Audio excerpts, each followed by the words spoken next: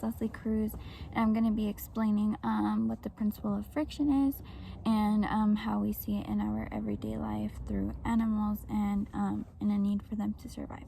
So basically, friction is a force. It's a resisting relative motion of solids, of surfaces, fluid surfaces, or material elements sliding against each other. So it's going in opposite directions. So for example, if there's a ball sliding across like the floor, the force of the ball pushing through is used through gravity, and then in order for the ball to go through, there's that force of friction that's pushing against it. So that's what causes this to go. There's a lot of animals that use friction in their everyday life, but before I show that, I wanted to show this picture right here.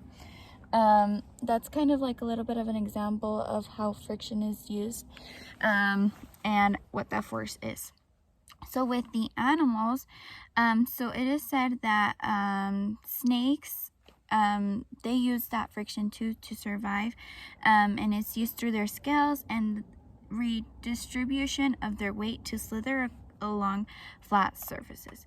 So we all know that snakes, roll against the ground. They don't technically have legs, so in order for them to survive, that force that is used through that friction is allowing them to move across the ground and slither against it. And this is a picture of an example of how that snake is. And then there's honestly, all animals use friction, in my opinion, in order for them to survive. And we obviously use friction in order to survive too in our everyday life.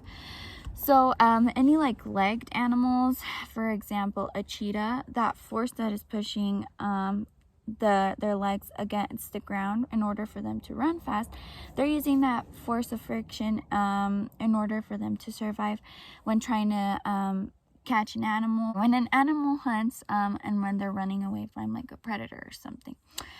So that's an example. Now, what does friction have to do with nanotechnology?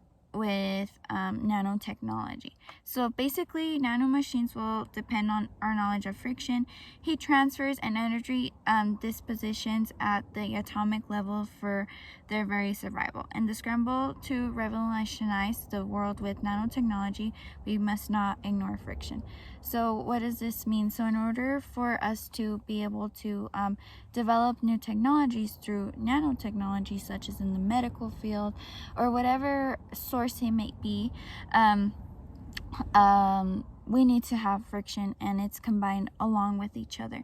And it's also said that friction is an important property to consider to increase practical benefits and lifetime.